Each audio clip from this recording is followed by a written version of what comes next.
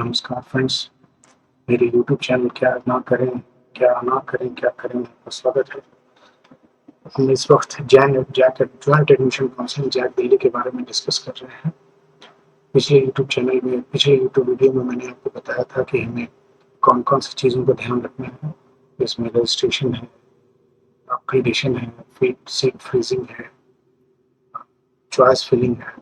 इन सब चीज़ों के बारे में हमें डिस्कस करनी है, लेकिन इन सब चीज़ों से सबसे पहले हमें एडमिशन प्रोसेस को पढ़ना है, इसकी बारीकियों को समझना है, ताकि रजिस्ट्रेशन करने से पहले हमें सारी चीज़ों के बारे में जानकारी रहे और किसी भी तरह का कोई भी त्रुटि ना हो, किसी भी तरह का कोई इनकरेक्ट इन्फॉर्मेशन नहीं भरी जाए, जिससे हमारे एडमिशन को रिजेक्ट किया जा सके। हम पूरी कॉन्फिडेंटली के साथ पहुँचे, पूरी इन्फॉर्मेशन हमारे पास रहे, ताकि हमारा एडमिशन कन्फर्म हो सके। पहले मैं अपने आप को इंट्रोड्यूस करना चाहूँगा। मैं विकास सिन्हा पहले जॉइंट एडमिशन काउंसलिंग दिल्ली का मेंबर रहा। दिल्ली टेक्निकल यूनिवर्सिटी की तरफ से मैं पार्टिसिपेट करता था एडमिशन काउंसलिंग के कमेटी मेंबर्स में रहा मैं, और काफ़ी सालों तक 5-6 सालों तक मैंने इसकी जिम्मेदारी संभाली। अब मुझे फुर्सत मिली है तो मैं सोचा कि क्यों ना अपने इस एक्सपीरियंस को, अपने नॉलेज को आप लोगों से शेयर करूं, ताकि आप लोगों को किसी भी तरह का कोई समस्या ना हो। जब हम लोग एडमिशन काउंसलिंग करते थे तो अक्सर देखते थे बहुत सारे स्टूडेंट्स अलग अलग तरह की क्यूरीज लेकर के आते थे, दिल्ली और उसके बाहर के भी। तो मैंने ये सोचा कि क्यों ना सोशल मीडिया और यूट्यूब के माध्यम से आप तक ये सारी चीज़ें पहुँचाएं, सही जानकारी, सटीक जानकारी, जिसके लिए आपको बहुत दूर आना जाना दौड़ना भागना पड़ता है, उससे आपको निजात मिल सके। इन्फॉर्मेशन ब्रोशर पूरी इंग्लिश में है। मैं इसको आपको बहुत सरल भाषा में समझाऊंगा। वीडियो थोड़ा सा लंबा हो सकता है, तो आप बने रहें और इसको पूरी तरह से समझें। इसमें बहुत सारी ऐसी चीज़ें आएंगी जिसको हम लोग आगे वाले वीडियो में भी कवर करेंगे, जिसमें अपग्रेडेशन है, डिफेंस कोटा की डिटेल्स हैं, ईडी की डिटेल्स हैं, सीट फ्रीजिंग है, अपग्रेडेशन प्रोसेस है। बहुत सारी चीज़ें हैं जो अलग अलग हम लोग फेज में बांटेंगे, लेकिन सबसे पहले हमें एडमिशन प्रोसेस को पढ़ना है, समझना है, और हमें रजिस्ट्रेशन को कंप्लीट करना है। तो शुरू करते हैं। रजिस्ट्रेशन करने से पहले हम लोग ब्रोशर को पढ़ लेते हैं। इस ब्रोशर में आपको ये जो एडमिशन काउंसलिंग के बारे में लिखे हुए हैं कुछ पेजेस पहले, आपको सबसे पहले आ रहा है कि कोऑर्डिनेटिंग इंस्टीट्यूट जो है दिल्ली टेक्निकल यूनिवर्सिटी है, इस बार 4 इंजीनियरिंग कॉलेज इसको हेड करता है। इसमें जॉइंट एडमिशन होते हैं, अपग्रेडेशन और सीट एलोकेशन आपस में ही होती है। आपको कोई जरूरत अलग अलग कॉलेजेस में एडमिशन के लिए अलग अलग रजिस्ट्रेशन करने की जरूरत नहीं, एक ही रजिस्ट्रेशन करनी है आपको। 21 मई से 2 जून तक ये खुला हुआ है। 2 जून के बाद एक बार बीच में 19 जून में फिर से खुलेगा, सिर्फ एक दिन के लिए। इसलिए मैं बार बार आपको जोर दे रहा हूँ कि रजिस्ट्रेशन को अच्छे से फिल करें, क्योंकि इसमें फिर आप एडिट नहीं कर पाएंगे 19 जून से पहले। रजिस्ट्रेशन की कॉस्ट है ₹1500। ये सारे कोर्सेज के लिए रजिस्ट्रेशन की जा रही है। पहले 6 से लेकर के 35 पेजों तक आपको सिर्फ इंस्टीट्यूट्स के बारे में जानकारी है। इसके लिए इसको आप पढ़ सकते हैं, अलग अलग माध्यम से आप जानकारी इकट्ठी कर सकते हैं। हमारा जो फोकस है वो रजिस्ट्रेशन और इसके एलिजिबिलिटी क्राइटेरिया और बाकी चीज़ों पर है। तो हम सीधे मूव करते हैं पेज नंबर 36 की तरफ, और वहाँ से देखते हैं चैप्टर 2 पे कि हमें एलिजिबिलिटी के लिए क्या क्या ज़रूरी है और रजिस्ट्रेशन कंप्लीट करने के लिए क्या ज़रूरी है। एलिजिबिलिटी देखें तो सबसे पहले आपको इसमें जेईई मेन पास होना चाहिए, उसमें आपका सीआरएल होना चाहिए। आप एक बार और ध्यान रखें कि जितनी भी चीज़ें हैं सारी कंसिडरेशन सीआरएल रैंक से ही होती है। उसमें मेरिट जो रैंक स्कोर कार्ड मिलती है उसमें कैटेगरी रैंक भी होता है, लेकिन वो कंसीडर नहीं होता। हर जगह सीआरएल ही कंसीडर होता है। उसके लिए फिर आपको +2 एग्जाम भी पास होना चाहिए, जो अलग अलग स्टेट और सेंट्रल और स्टेट गवर्नमेंट से रिकॉग्नाइज्ड बोर्ड से आपको 10+2 पास होना चाहिए। ये टाई ब्रेकर आता है जैक दिल्ली। ये टाई ब्रेकर तभी आती है जब 2 रैंक बराबर हो जाते हैं। ज़्यादातर तब होता है। आईटी दिल्ली के जो बोनस पॉइंट्स अलॉट किए जाते हैं उसमें फिर अलग से रैंक दी जाती है, तो कई दफ़ा ये 2 रैंक टाई कर जाती है। तो उसमें फिर डेट ऑफ बर्थ और रैंडम ड्रॉप से प्रेफरेंसेस जो अलॉट सीट अलॉट की जाती है, प्रेफरेंस दी जाती है। रीजन 85% सीट जो है रिजर्व है दिल्ली कैंडिडेट के लिए। दिल्ली कैंडिडेट तय होता है कि उसने +2 कहाँ से पास किया है। अगर उसने दिल्ली एनसीटी ऑफ दिल्ली मतलब दिल्ली राज्य से +2 के एग्जामिनेशन को पास किया है तो दिल्ली कैंडिडेट है। और अगर वो बाहर से पास किया है दिल्ली से बाहर तो बाहर से। इसमें ध्यान रखिएगा दिल्ली मतलब कि Delhi state NCT of Delhi, Gurgaon, Ghaziabad, Faridabad, Noida, ये दिल्ली नहीं है, ये अलग अलग स्टेट्स में आते हैं। आउटसाइड दिल्ली, दिल्ली स्टेट के बाहर के जितने भी स्टेट हैं आउटसाइड दिल्ली है। क्वालिफाइंग एग्जाम जैसे मैं आपको बताया कि +2 एग्जाम होना चाहिए, अलग अलग बोर्ड, अलग अलग स्टेट अलग बोर्ड देती है। इक्विवेलेंट एग्जाम होना चाहिए, उसमें आपको पास होने चाहिए।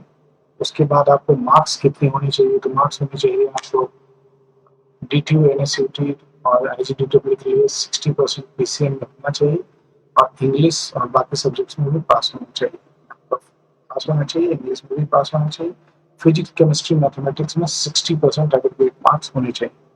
ट्रिपल आईटी दिल्ली के लिए ही 70% एग्रीगेट मार्क्स होता है फिजिक्स, केमिस्ट्री, मैथमेटिक्स में नहीं।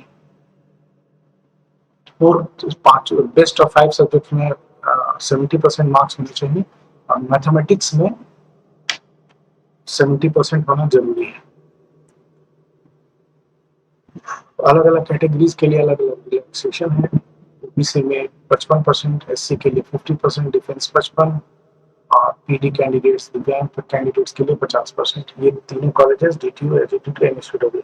ट्रिपल आईटीडी के लिए 10% ज्यादा है, मतलब उसका 70 है क्वालिफाइंग, तो रिलैक्सेशन उसी तरह से है। 5% रिलैक्सेशन ओबीसी के लिए, एससी एसटी के लिए 10% और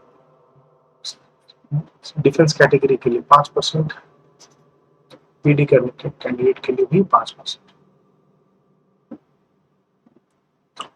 एज क्राइटेरिया कोई है नहीं, मिनिमम मैक्सिमम कोई एज इसमें है नहीं। ईडब्ल्यूएस के लिए कोई रिलैक्सेशन नहीं रहता, वो जनरल के जैसे ट्रीट होते हैं। ये डिवीजन सीट डिवीजन है, इस तरह से अलग अलग कैटेगरीज में सीट डिवीजन की गई है। CW कैटेगरीज के लिए 5% रिजर्व है और इसमें कुल 9 प्रायोरिटीज होती हैं। 9 प्रायोरिटीज होती हैं। इन 9 प्रायोरिटीज के बारे में हम डिटेल में भी डिस्कस करेंगे, लेकिन जो CW कैंडिडेट्स हैं उनके पास ये हर कैटेगरी के लिए अलग अलग सर्टिफिकेट्स कुछ होती हैं जो सैनिक बोर्ड और मिलिट्री सर्विसेज में जो भी है उनको सैनिक कल्याण बोर्ड होता है हर स्टेट और डिस्ट्रिक्ट में, वहाँ से कुछ सर्टिफिकेट्स इशू होने चाहिए। जो सर्विस में नहीं है, एक सर्विसमैन है, उन सब के लिए PPO सर्टिफिकेट होता है, ये पेंशन पेमेंट ऑर्डर, ये भी उनके पास होना चाहिए। इसके बारे में हम एक डिटेल वीडियो बनाएंगे और आपको सर्टिफिकेट्स के बारे में बताएंगे कि कौन कौन से सर्टिफिकेट्स कहाँ कहाँ से इशू होने चाहिए और इन सब प्रायोरिटीज के बारे में भी आपको बताएंगे। वैसे इन प्रायोरिटीज के बारे में लिखा हुआ है, आप आसानी से समझ सकते हैं किन प्रायोरिटीज में ये किस प्रायोरिटी में कौन से एक सर्विसमैन और कौन से सर्विस इन सर्विस कैंडिडेट जो है सर्विंग पर्सन वो आते हैं। इसमें एक बात ध्यान रखने के लिए है जो ये डिफेंस कोटा सिर्फ डिफेंस पर्सनल्स और रिटायर्ड और सर्विस और जो शहीद हो चुके उनके लिए। पारा मिलिट्री सर्विसेज जैसे कि CISF, CRPF, ये सब डिफेंस कोटे में नहीं आते। डिफेंस कोटे में इंडियन आर्मी, नेवी, एयरफोर्स, ये तीनों सर्विसेज ही डिफेंस कोटे में आते हैं।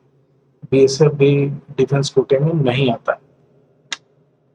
कई दफा कई लोग इस बारे में जानकारी पूछते हैं तो उनको मैं बता दूं कि जो पारा मिलिट्री सर्विसेज है वो डिफेंस में नहीं आता है, क्योंकि वो इस कैटेगरी से, डिफेंस कैटेगरी से बाहर है। पीडी कैंडिडेट्स के लिए जो पीडी कैंडिडेट्स है वो एक सब कैटेगरी है, आपको इसमें 5% सीट है और इसके लिए जो पीडी के सर्टिफिकेट्स होते हैं वो चाहिए। हमारे ब्रोशर के अंत में भी ये फॉर्मेट्स दिए हुए हैं, उसी फॉर्मेट में बने या उससे सिमिलर फॉर्मेट में अगर बना हुआ है तो कोई दिक्कत नहीं है, सर्टिफिकेट एक्सेप्ट होता है। कश्मीरी माइग्रेंट हर कॉलेजेस में एक सीट रिजर्व है कश्मीरी माइग्रेंट के लिए। इसमें 2 प्रायोरिटी है। वैसे कश्मीरी माइग्रेंट जो दिल्ली में रह रहे हैं उनका सर्टिफिकेट दिल्ली से इशू किया गया है, रिसाइडिंग एट दिल्ली, और वैसे जो दिल्ली से बाहर रह रहे हैं। सिंगल गर्ल चाइल्ड भी एक सब कैटेगरी है। सिंगल गर्ल चाइल्ड मतलब कि एक पेरेंट के सिर्फ एक ही बेटी है और उसके सर्टिफिकेट में एक नोटरी पब्लिक से शपथ पत्र एफिडेविट सबमिट करनी होती है, जो कि अटेस्ट होना चाहिए किसी भी एसडीएम लेवल के अधिकारी से। इन सब चीज के बारे में हम लोग एक डिटेल डिस्क्रिप्शन भी बना लेंगे, लेकिन फिलहाल आपको इतना मैं बताते चल रहा हूँ, जितनी मुझे भी जैसे जैसे याद आते जा रहे हैं मैं बताते जा रहा हूँ। सीट कन्वर्जन रूल्स भी होता है, ये तो बहुत आखिरी में स्पॉट राउंड में ये सीट कन्वर्जन रूल्स यूज की जाती है, तब ये सीट कन्वर्जर्स के ये रूल्स हैं। इसमें ये तब यूज की जाती है जब हमारी कोई कैटेगरी की सीट बच गई है और उसके लिए कोई भी क्लेमेंट नहीं है, कोई भी एडमिशन लेने वाला नहीं है। तब हम क्या करते हैं कि उसको उस रीजन की और उस कैटेगरी की सीट को अलग उससे हायर कैटेगरी में चेंज कर देते हैं, कन्वर्ट कर देते हैं और फिर उस कैटेगरी में एडमिशन लेते हैं। जैसे कि अगर फॉर एग्जांपल जैसे आप देख रहे हैं पॉइंट नंबर 1 जो दिया हुआ वो करीब दिल्ली में एसटी की सीट के सारे क्लेमेंट एग्जॉस्ट हो चुके हैं, कोई भी एडमिशन लेने वाला नहीं है, तो उससे हम एससी में कन्वर्ट कर देते हैं। अगर एससी में भी लेने वाला कोई नहीं है तो उससे हम जनरल में कन्वर्ट कर देते हैं। उसी तरह आउटसाइड दिल्ली में भी ऐसा ही होता है, एसटी में कोई लेने वाला नहीं है तो एससी में कन्वर्ट कर देते हैं, एससी में भी कोई लेने वाला नहीं तो जनरल में कर देते हैं। ये दोनों रीजन में ऐसा करते हैं। ओबीसी में भी अगर कोई लेने वाला नहीं तो जनरल में कन्वर्ट होता है, लेकिन एससी एसटी वाला ओबीसी में कन्वर्ट नहीं होता। ईडब्ल्यूएस वाला जनरल में कन्वर्ट होता है, ओबीसी वाला जनरल में कन्वर्ट होता है।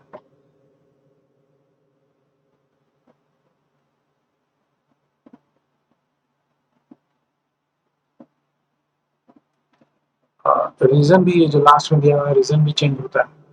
अगर दिल्ली रीजन के सारे सीट एग्जॉस्ट हो चुके हैं, कैंडिडेट कोई है नहीं, सीट बच गई है, फिर भी तो आउटसाइड दिल्ली से भरा जाएगा, आउटसाइड दिल्ली में बच गया तो दिल्ली जनरल से भरा जाएगा। ये सिर्फ जनरल में ही रीजन चेंज होता है, बाकी कैटेगरीज में रीजन चेंज नहीं होता।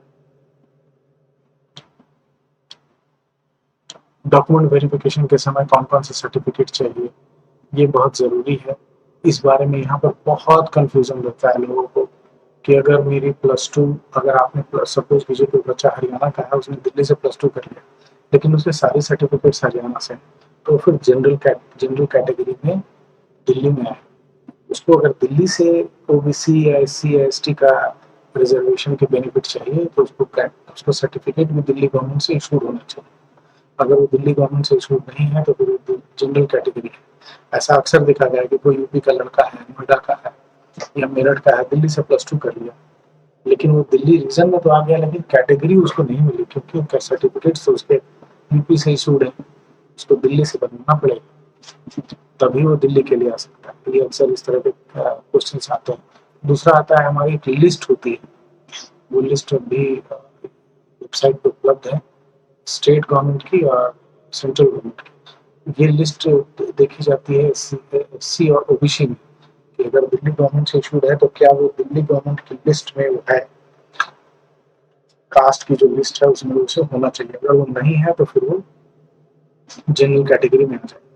ओबीसी में एक और होना चाहिए, उसको नॉन क्रीमी सर्टिफिकेट उसके पास होना चाहिए करंट, मतलब 1 अप्रैल 2025 के बाद का सर्टिफिकेट इशूड होना चाहिए। पिछले फाइनेंशियल ईयर का इनकम सर्टिफिकेट 1 अप्रैल 2025 के बाद का इशूड होना चाहिए। उससे अगर पहले का इशूड है तो फिर वो वैलिड नहीं है, फिर ओबीसी ही नहीं है। ओबीसी सर्टिफिकेट के साथ साथ क्रीमी लेयर सर्टिफिकेट भी सबमिट करना पड़ता है। यहाँ कहीं ये चीज भी लिखी होनी चाहिए।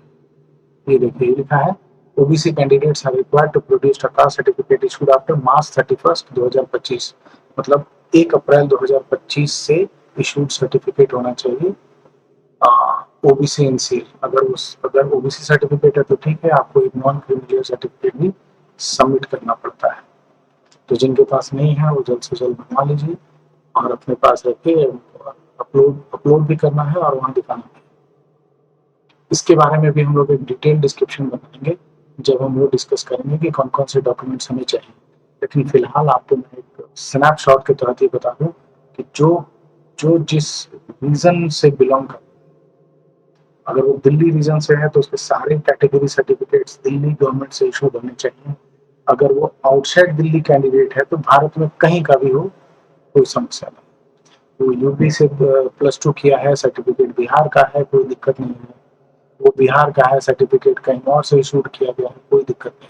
लेकिन अगर दिल्ली से उसने 85% कोटा के तहत दिल्ली रीजन अप्लाई किया है, दिल्ली रीजन +2 दिल्ली से किया है, तो सर्टिफिकेट भी दिल्ली से होना चाहिए, अदरवाइज वो सिंपल जनरल कैंडिडेट कंसीडर होगा। और अगर आप ऐसा नहीं, और अगर आप भर देते हैं, सपोज कीजिए कि आपने +2 दिल्ली से किया है और आप +2 दिल्ली से किया है और आप सर्टिफिकेट यूपी का दिखा रहे हैं और आपने फॉर्म में ओबीसी सेलेक्ट कर लिया और ओबीसी का सर्टिफिकेट आपका यूपी का है, तो आपका आपका एडमिशन ही रद्द हो जाएगा। सीट अलॉटमेंट तो आपको ओबीसी कोटा से हुई और आप वहाँ सर्टिफिकेट दिखा नहीं पाए, अपने आप को प्रूफ नहीं कर पाए, तो आपका एडमिशन जो है वो रद्द हो जाएगा और फिर कैटेगरी को जनरल में कन्वर्ट करवाना पड़ेगा।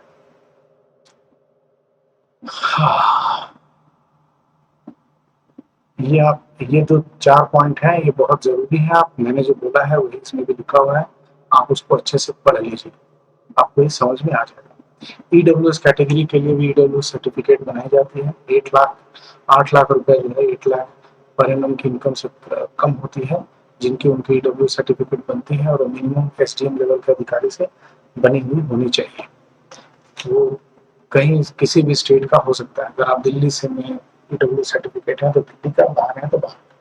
प्रोसेस जो बाकी के लिए प्रोसेस है वो सेम है। ये जो कंडीशन ये लिखी हुई है कि इतनी इतनी होनी चाहिए, जब सर्टिफिकेट बनाते हैं उस समय भी एक कंडीशन जो अधिकारी है और जो रिस्पेक्टिव डिपार्टमेंट है उसको देख करके ही इस ईडब्ल्यू सर्टिफिकेट को इशू करता है। और इस बात पर भी ध्यान दिया जाए कि ये जो सर्टिफिकेट है ईडब्ल्यू सर्टिफिकेट, वो भी इशू होना चाहिए मार्च 31 2025 के बाद, मतलब 1 अप्रैल 2025 के से ही जो इशूड होगा। पिछले साल अगर इस 31 मार्च 2000 1 अप्रैल 2025 से पहले का इशूड है तो वैलिड नहीं है।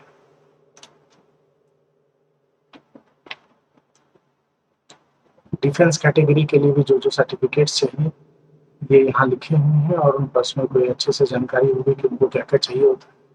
खासकर जो एक सैनिक बोर्ड होती है स्टेट में, सैनिक कल्याण बोर्ड, डिस्ट्रिक्ट में भी होती है, स्टेट में भी होती है, वहाँ से ये सर्टिफिकेट इशू होता है। ये सर्टिफिकेट आप वहाँ से कलेक्ट कर लें और तब आप डिफेंस सब कैटेगरी के लिए एलिजिबल रहेंगे। और ये सब चीज़ें उनके पास होती है। गैलेंट्री अवार्ड पर्सनल है, उनके पास गैलेंट्री अवार्ड होगा। जो एक सर्विसमैन है उनके पास पेंशन बुक होगा, डिस्चार्ज बुक होगा, पीपीओ होगा, that is payment pension order होगा। सर्विंग जो पर्सनल है उनका एक सर्टिफिकेट उनको सी यूनिट से इशू किया जाता है, उनके पास भी ये होगा। तो ये सब चीज़ें आप अपने अगर नहीं है तो कलेक्ट कर लें, जल्द से जल्द कलेक्ट कर लें और उसके बाद ही कैटेगरी भरें। अगर आप देर से सर्टिफिकेट लाएंगे पहुंचने, मतलब आप फिजिकल रिपोर्टिंग के समय आपके पास सर्टिफिकेट नहीं रहेगा तो फिर आपका सीट अलॉटमेंट होने के बावजूद भी एडमिशन नहीं। पीडी सर्टिफिकेट्स भी आपको चाहिए। आपको पीडी सर्टिफिकेट्स के लिए जो दिव्यांग सर्टिफिकेट्स बनाया जाता है मेडिकल बोर्ड के द्वारा, वो आपको चाहिए। और एक सुटेबिलिटी सर्टिफिकेट भी इशूड होती है वोकेशनल रिहेबिलिटेशन सेंटर, ये यहाँ दिल्ली के कड़कड़गंज में है, बीआरसी। इसके बारे में भी जानकारी वोकेशनल रिहेबिलिटेशन सेंटर से सुटेबिलिटी सर्टिफिकेट। और सुटेबिलिटी सर्टिफिकेट में ब्रांच लिखे रहते हैं कि आपको कौन कौन से ब्रांच सुटेबल है। जो जो ब्रांच आपके लिए सुटेबल है आप वही ब्रांच के लिए भरें। सपोज कीजिए कि सर्टिफिकेट में आपका मैकेनिकल सुटेबल नहीं लिखा हुआ था और आपने मैकेनिकल भर दिया, सीट अलॉट हो गई, तो फिर एडमिशन नहीं हो पाएगी क्योंकि एक सुटेबिलिटी सर्टिफिकेट में मैकेनिकल इंजीनियरिंग नहीं लिखा हुआ। और एक उनके पास एक यूडीआईडी कार्ड भी बनाई जाती है, एक यूडीआईडी कार्ड भी बनता है, वो भी आप अगर हो तो बनाए जल्द से जल्द बनवा लें। इस पर जरूर ध्यान दीजिएगा। वोकेशनल रिहेबिलिटेशन सेंटर से एक सुटेबिलिटी सर्टिफिकेट बनती है, वहाँ जाएंगे तो आपको ये बहुत जल्दी मिल जाता है। कश्मीरी माइग्रेंट के लिए सर्टिफिकेट चाहिए होता है। इसमें एक सर्टिफिकेट चाहिए कॉम्पिटेंट अथॉरिटी कि वो कश्मीरी माइग्रेंट है और उनकी ये चीज़ें चाहिए सर्टिफिकेट्स। जो इम्पोर्टेंट सर्टिफिकेट होता है proof of property in Kashmir of the parent candidate, उनका ये वहाँ कश्मीर में प्रॉपर्टी है उसका प्रूफ चाहिए होता है। ये सब चीज़ें ये इम्पोर्टेंट है, इन सब चीज़ों में मोस्ट इम्पोर्टेंट यही है एक। और ये point number 2, point number 1 and point number 5 Kashmiri migrant के लिए एक सर्टिफिकेट दिल्ली के जो कंसर्न डिप्टी कमिश्नर है वहां से इशूड होना चाहिए, Kashmiri migrant certificate.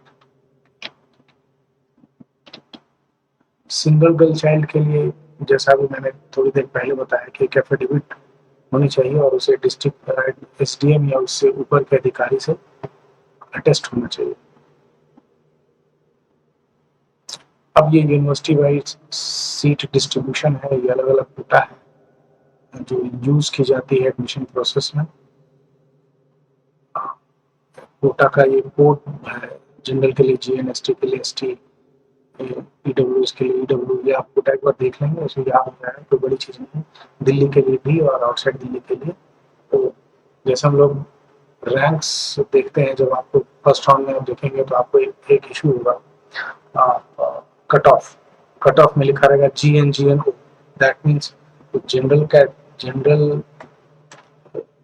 Category general, सब कैटेगरी जनरल आउटसाइड दिल्ली। अगर ST GND मतलब वो ST है, सब कैटेगरी कोई नहीं, जनरल है, वो दिल्ली कैंडिडेट है।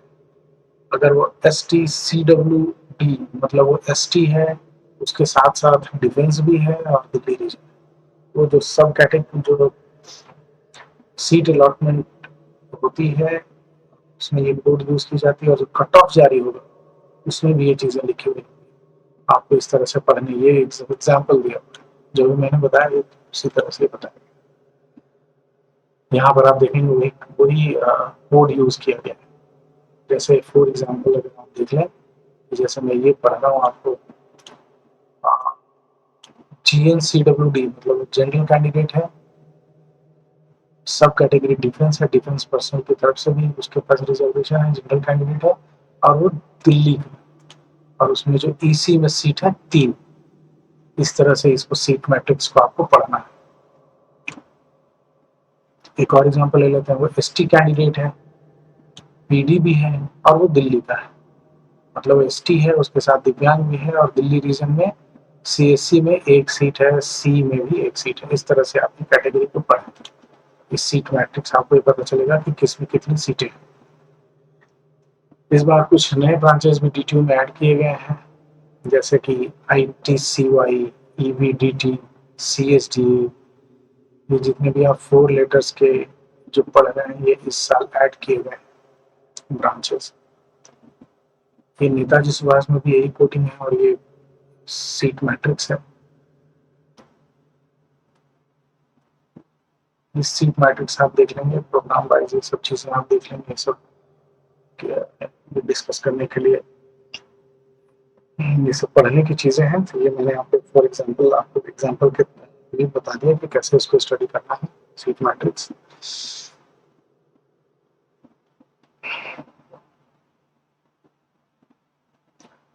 ऑनलाइन रजिस्ट्रेशन शुरू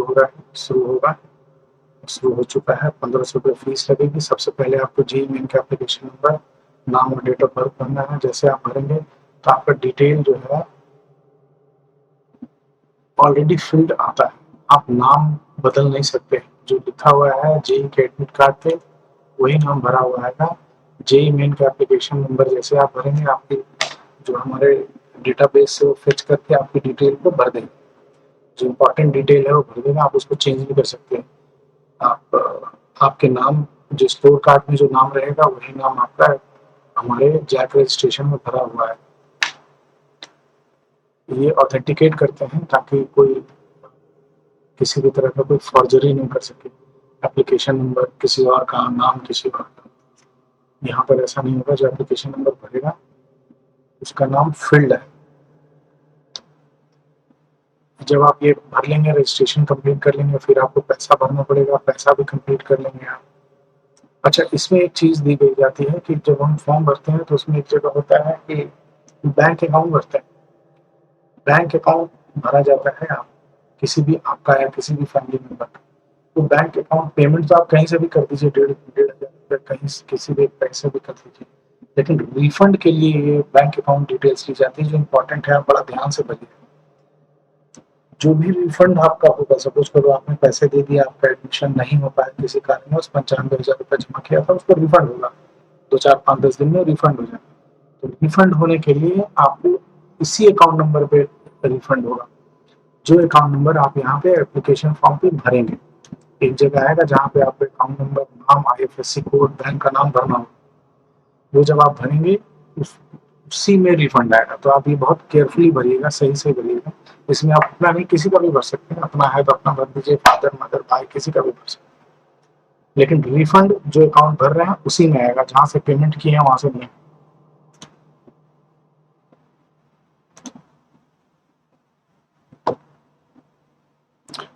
इसमें कुछ इंपॉर्टेंट चीजें हैं। ये फिर सर्टिफिकेट्स अपलोड करने होंगे, इसलिए मैं बार बार आपको कह रहा हूँ कि ये सारी चीजें आप बता दें। जो बातें आपको समझ में नहीं आ रही हैं, किसी को कुछ पूछना है, कमेंट सेक्शन में मुझे पूछे, मैं उसको जरूर जवाब दूंगा आपको। और रजिस्ट्रेशन खत्म होने से पहले हम लोग एक लाइव सेशन भी करेंगे, ऑनलाइन सेशन करेंगे, जिसमें आप फोन कर मुझसे संपर्क कर सकते हैं और मुझसे सवाल पूछ सकते हैं। एक इसके लिए सुविधा भी हम लोग करेंगे और आपको जल्द ही इसके लिए नोटिफाई करेंगे।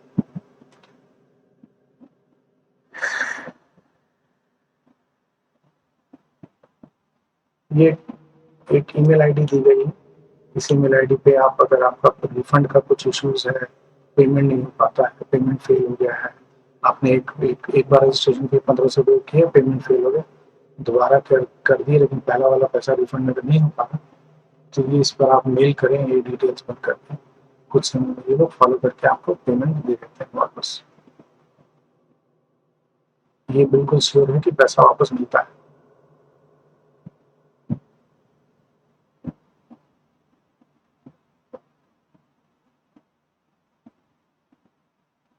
एक ये ऑप्शन भी है, जिनके पास ऑनलाइन पेमेंट की व्यवस्था नहीं है, नहीं कर पा रहे हैं, वहाँ से चालान जनरेट कर लो। SBI बैंक का एक चालान जनरेटर होगा, तो जब आप पेमेंट ऑप्शन जाएंगे तो चालान का भी ऑप्शन आता है। आप वो चालान निकालें, एक PDF फाइल आएगी, उसमें 2 सेट्स होंगे, एक पेज PDF निकलेगी। आप किसी भी SBI ब्रांच में जाएं, वो चालान से पेमेंट कर दें, एक वो रख लेगा, एक आपको दे देगा, वो प्रूफ रहेगा और आपका यहाँ कंफर्म हो जाएगा। जैसे ही आप पेमेंट करेंगे, उसके 24 घंटे के बाद पेमेंट कंफर्म हो जाएगा आपके लॉगिन पर। उसके बाद आता है चॉइस फिलिंग। ये बहुत बड़ा चैप्टर है, इसके लिए हम अलग से कल या परसों में आपको अपलोड कर दूंगा ये चॉइस फिलिंग के बारे में भी। चॉइस फिलिंग आप फिर फिलहाल थोड़ी सी बात इस पर आप ये समझ लीजिए कि चॉइस फिलिंग वो चीज़ है जो आपके एडमिशन को कंफर्म करने में बहुत मदद करती है। जब हम अपग्रेडेशन प्रोसेस की तरफ बढ़ते हैं, एडमिशन हमारा हो गया, एक ब्रांच हमने ले लिया, हमने इलेक्ट्रिकल ले लिया, हमें कंप्यूटर्स चाहिए था, तो हम अपग्रेडेशन के लिए आगे बढ़ेंगे। अगर हम अपग्रेडेशन के लिए आगे बढ़ेंगे तो चॉइस फिलिंग बहुत ज़रूरी है ये समझना कि हमारे एडमिशन को और अपग्रेडेशन में कैसे मदद करता है। इसके लिए डिटेल डिस्क्रिप्शन हम लोग बनाएंगे, आपको एक पेन पेपर या फिर ब्लैक बोर्ड कुछ भी एक माध्यम से आपको ये समझाऊंगा, पूरे अच्छे से समझाऊंगा कि इसको आपको कैसे फॉलो करना है, कैसे समझना है कि चॉइस फिलिंग आपकी बहुत अच्छी रहनी चाहिए, ताकि आप एडमिशन आपको मिल सके। जैसे बहुत लोग ऐसा रहता है कि नहीं, हमें कोई भी ब्रांच मिल जाए तो चलेगा, तो या फिर कोई बोलता है कि नहीं हमें इलेक्ट्रिकल मैकेनिकल ही चाहिए। मिल रहा था उसका एनवायरमेंटल इंजीनियरिंग, उसने एनवायरमेंटल इंजीनियरिंग में नहीं लिया, क्यों? क्योंकि मुझे तो मैकेनिकल चाहिए था। फर्स्ट राउंड में आपको नहीं मिला मैकेनिकल, सेकेंड राउंड में नहीं मिला, लेकिन थर्ड राउंड में मिल जाता। आपने क्या किया, फर्स्ट राउंड में आपको इन्वायरमेंट मिला, आपने नहीं लिया। फर्स्ट राउंड में इन्वायरमेंट नहीं लिया मतलब आप बाकी सारे राउंड से बाहर हो गए। आई रिपीट, फर्स्ट राउंड में आपको सीट अलॉट हुई, आपने सर्टिफिकेट वेरिफिकेशन नहीं कराया, एडमिशन कंफर्म नहीं कराया, आपका एडमिशन नहीं हुआ, तो अगले राउंड में रैंक होने के बावजूद आपको मैकेनिकल इंजीनियरिंग या इलेक्ट्रिकल इंजीनियरिंग नहीं मिली। क्यों? क्योंकि आपको राउंड से बाहर कर दिया। आपके बाद का कोई कैंडिडेट, उसको भी इन्वायरमेंटल इंजीनियरिंग मिली थी, उसने ले लिया, लेकिन उसका थर्ड राउंड में अपग्रेड होकर वो मैकेनिकल पे आ गए और आप पीछे रहे। ऐसा होता है। इस वजह से मैं बता रहा हूँ चॉइस फिलिंग जो है बहुत जरूरी है, और ज्यादा से ज्यादा चॉइस फिलिंग करें ताकि आपको ये समस्या ना हो। इसके बारे में मैं डिटेल वीडियो बहुत जल्द अभी हमारे पास 10 दिनों का समय है रजिस्ट्रेशन खत्म होने में, उससे पहले पहले मैं एक चॉइस फिलिंग पर वीडियो बहुत जरूर जल्द ही डिस्क्राइब कर कर आपको ये सामने रख दूंगा, ताकि आप इसको समझ सके और बता सके। अपग्रेडेशन तो बात की चीज़ है, सबसे पहले चॉइस फिलिंग। अगला वीडियो जो आएगा वो चॉइस फिलिंग पर ही आएगा।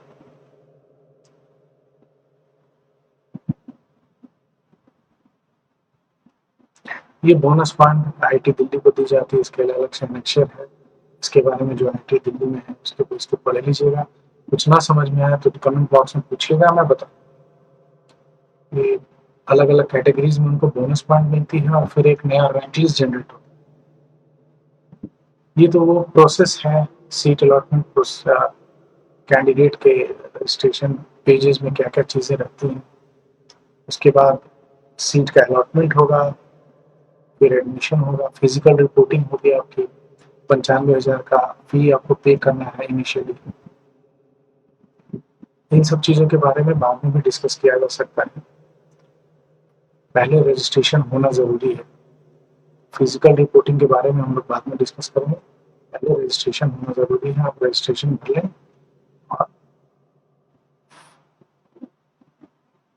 और चॉइस फिलिंग कंप्लीट करना ज़रूरी है। कैटेगरी सर्टिफिकेट्स इकट्ठा करना और वैलिड कैटेगरी सर्टिफिकेट्स हमारे पास होना ज़रूरी है। अब ये 3 चीज़ों पर हमारा फोकस होना चाहिए। फ्रीजिंग और ब्रांच अपग्रेडेशन ये एडमिशन के बाद की चीज़ है, ये हम लोग थोड़े समय बाद भी डिस्कस करेंगे, तो कोई समस्या नहीं है। वैसे आप इसको पढ़ेंगे भी तो भी समझ में आए। लेकिन हाँ, आज जितने भी लोग देख रहे हैं, एक बात मेरी गांठ बांध के रख लीजिए, कोई भी ब्रांच आपको मिले, डू नॉट फ्रीज इट। अगर आपको अपग्रेडेशन चाहिए, आप चाहते हैं कि आपका हायर ब्रांचेस की तरफ अपग्रेड हो, तो बिल्कुल फ्रीज नहीं करना, एडमिशन लेकर के आपको छोड़ देनी है। वो बाय डिफॉल्ट आपका अपग्रेडेशन होता रहेगा। एक बार फ्रीज कर दिया तो फिर दोबारा अपग्रेडेशन का मौका नहीं मिलेगा। सपोज करो आपको कई लोग वहां पर आपको मिलेंगे बहकाने के लिए, हमने देखा है अपने करियर में कई लोग बहकाने के लिए मिलते हैं, एडमिशन ले करके निकला नहीं कि उसको समझा दिया कि फ्रीज कर लो, उसको लॉग इन करा करके फ्रीज करवा देता है। कई जगह हमने देखा है ऐसा होता है। इससे क्या होता है कि जो नीचे वाले कैंडिडेट है ना, उनको मौका मिल जाता है आगे बढ़ने का। आपने तो फ्रीज कर लिया, आपको आगे बढ़ना नहीं है, आगे की सीट खाली है। सपोज करो आपको मैकेनिकल चाहिए था, अभी आपके पास सिविल इंजीनियरिंग है, आपने फ्रीज कर लिया, अब आप मैकेनिकल की तरफ नहीं बढ़ सकते। पीछे जो एनवायरमेंटल इंजीनियरिंग वाला है वो आपको सरपास करके मैकेनिकल इंजीनियरिंग ले लेगा और आप पीछे रह जाएंगे। इस वजह से मैं बार बार बता रहा हूँ, वो सारे लोग जिनको चाहिए कि अपग्रेडेशन होनी है, वो किसी भी तरह का फ्रीज ना करें। यहाँ भी बार बार ये लिखा हुआ है, branch one freeze can not be reverted. इसलिए मैं कह रहा हूँ उसको रहने दीजिए, फ्रीज जैक को करने दीजिए। एडमिशन कमेटी खुद से फ्रीज कर देती है स्पॉट राउंड के बाद, अपने से सारे ब्रांचेस जो जहाँ पे रहता है वो फ्रीज हो जाता है। फ्रीज करवाने का भी एक गैंग चलता है, ऑनलाइन ऑफलाइन गैंग्स चलते हैं, जो ताकि जो नीचे के ब्रांचेस, जो नीचे के रैंक्स हैं, उनको हायर रैंक मिल सके। ये हमने जो अपने करियर में ये चीज़ देखा है, नोटिस किया।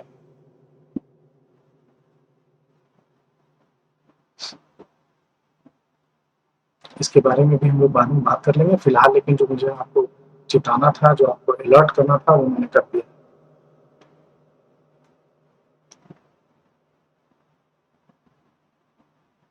सीट अलॉटमेंट रूल्स है, ये सब चीज़ें आपके लिए इतनी अभी ज़रूरी नहीं है। आप पहले रजिस्ट्रेशन कर लें और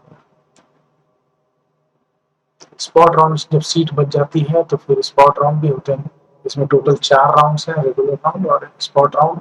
अगर सीट बचती है तो, और बचती ही है सीट, अभी तक ऐसा 10 साल में नहीं हुआ कि स्पॉट राउंड नहीं हुआ हो, सीट नहीं बची हो सारे राउंड्स में, ऐसा नहीं हुआ है। स्पॉट राउंड तो होता ही होता है। हाँ, एक और बात, अगर आप अगर आपने रजिस्ट्रेशन नहीं किया 2 तारीख तक और एक जो 19 तारीख को खुले, अगर आप इसमें रजिस्टर्ड नहीं है तो स्पॉट राउंड में भी नहीं आ सकते। कुछ लोगों को ये समस्या रहती है, स्पॉट राउंड में कंफ्यूजन रहता है कि मैं तो सीधे स्पॉट राउंड जाऊंगा, और पिछले साल इलेक्ट्रिकल इंजीनियरिंग की 2 सीटें खाली थी, मैं जाके इलेक्ट्रिकल इंजीनियरिंग में, मेरा तो रैंक अच्छा है, ऐसा ज़रूरी नहीं है। कई दफ़ा सीटें नहीं बचती हैं और नीचे से पहले अपग्रेड करते हैं, फिर स्पॉट राउंड की वैकेंसी निकलती है। मैं बार-बार कह रहा हूँ, पहले अपग्रेड कर देते हैं। आपकी अच्छी रैंक है लेकिन आपको सीट नहीं मिली। क्यों? क्योंकि आपने एडमिशन नहीं लिया था समय पर। जब आपको सीट अलॉट हुई तो आपने एडमिशन नहीं लिया और आपसे नीचे वाला लड़का अपग्रेड होकर के आपकी जगह जहाँ पर आपको होना चाहिए था वहाँ बैठा। क्यों? क्योंकि आपने गलती करी, आपको सीट अलॉट हुई लेकिन आपने एडमिशन नहीं लिया, आप स्पॉट राउंड का इंतजार करते रह गए। स्पॉट राउंड में सिर्फ बची कुछ सीटें मिलती हैं, कभी भी कंप्यूटर्स, इलेक्ट्रॉनिक्स, इन सब सीटें, मैकेनिकल, इलेक्ट्रिकल भी बहुत ना के बराबर रहती हैं। तो इसमें बिल्कुल नहीं रहेगा। जैसे आपको सीट मिलती है, जहाँ कहीं भी सीट अलॉटमेंट हो गई है, आप एडमिशन ले लो, स्पॉट राउंड का वेट मत करो। आप एडमिशन ले रहे हो तो वर्चुअली स्पॉट राउंड में तो हुई, क्योंकि पहले सीट अपग्रेड हो रही है, तभी बाहरी जो नॉन एडमिटेड कैंडिडेट्स उनको लाया जा रहा है। तो आप तो हो, आप अगर अपग्रेडेशन में हो रहा है, सीट खाली होगी तो सबसे पहले एडमिटेड कैंडिडेट को मिलेगी, उसके बाद ही बाहर को मिलेगी। अगर कोई कंप्यूटर्स इंजीनियरिंग का सपोज करो 100 रैंक 100 रैंक लाया था, उसने छोड़ दिया, तो क्या होगा? क्या कंप्यूटर की सीट खाली होगी? नहीं, नीचे से उसको अपग्रेड किया जाएगा। सीढ़ी कैसे चढ़ते हैं? पहले ऊपर वाला अगर कोई नहीं है तो नीचे वाला बढ़ता है। क्यों बढ़ता है? पहले अगर 1 नंबर हट गया तो 2 नंबर 1 की जगह लेगा, 3 नंबर 2 की जगह लेगा, 4 नंबर 3 की जगह लेगा। उसी तरह खाली कौन सा होगा? तो 10वां नंबर खाली, पहला नंबर खाली नहीं होगा।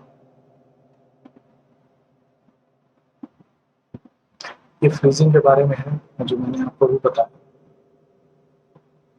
ये फिर काउंसलिंग में कौन कौन पार्ट ले सकते हैं, ये हम लोग फर्स्ट राउंड के बाद बात करेंगे।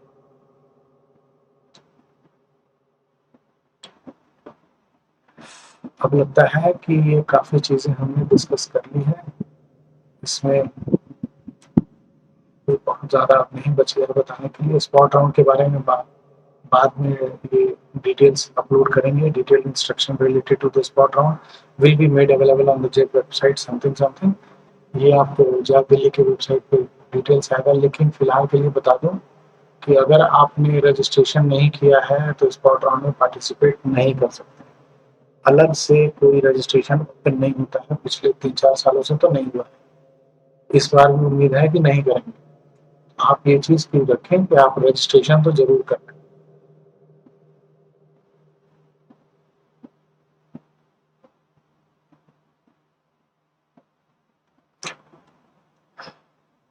इस वीडियो में इतना ही। इसके बाद इसमें कुछ एनेक्सेस भी दिए हुए हैं, इसको आप देख लीजिएगा। ये एनेक्सेस है, अलग अलग सर्टिफिकेट्स हैं। ये एनेक्सेस आप देख लीजिएगा। इस मेडिकल सर्टिफिकेट और CW सर्टिफिकेट, PD सर्टिफिकेट। अगर कोई ज़रूरी नहीं कि इसी फॉर्मेट में, सिमिलर फॉर्मेट भी चलता है, ठीक। लेकिन कंटेंट मेडिकल सर्टिफिकेट में थोड़ा सा ध्यान रखिए। जो मेडिकल सर्टिफिकेट है वो कोशिश कीजिए कि इसी को प्रिंट कराकर और किसी रजिस्टर्ड मेडिकल प्रैक्टिशनर से उसको भरवा कर और ले आए, क्योंकि ये कंटेंट लिखा होना बहुत ज़रूरी है। Based on the examination, I certified that he is in good mental and physical health and is free from any physical defects which may interfere with his or her studies, including active outdoor duties required by a professional। ये लिखा होना बहुत जरूरी है। इस वजह से कई दफा वो लिख देते हैं मेडिकली फिट। नहीं, ये लाइन बहुत जरूरी है लिखा हुआ होना, कोई भी फॉर्मेट हो। लेकिन ये लाइन जो है ना, ये ये लाइन यहाँ से लेके यहाँ तक बहुत जरूरी है। तो आप उसको मैं तो कहूँगा कि इसी को प्रिंट करा ले। सभी लोग ऐसे करते हैं, इसी को प्रिंट कराते हैं और इसी पे एक मेडिकल प्रैक्टिस से सर्टिफिकेट बनती है, इसी को सर्टिफिकेट बना। इस वीडियो में इतना ही। वीडियो थोड़ा लंबा हो गया है, खैर कोई बात नहीं, लेकिन आपको जानकारी बहुत अच्छे से सटीक मैंने देने की कोशिश करी है। अगले 1-2 दिन में आपको choicefully documents SC, SC, OBC, PD, CW category में कौन कौन से सर्टिफिकेट्स रिक्वायर्ड हैं और कैसे कैसे रिक्वायर्ड हैं, ये आपको मैं बता दूंगा। 2 वीडियोस हमारे पास बहुत ज़रूरी हैं ताकि आप रजिस्ट्रेशन को कंप्लीट कर सके अच्छे से। ये मैं बहुत जल्द आपको 2 वीडियोस दिया हूँ, तब तक के लिए आप मेरा इंतज़ार करें, 2-3 दिन का इंतज़ार करें और तब तक आप तैयारी करें, सर्टिफिकेट्स का इंतज़ाम करें, रजिस्ट्रेशन कर लें, फाइनल सबमिट नहीं करें उसे।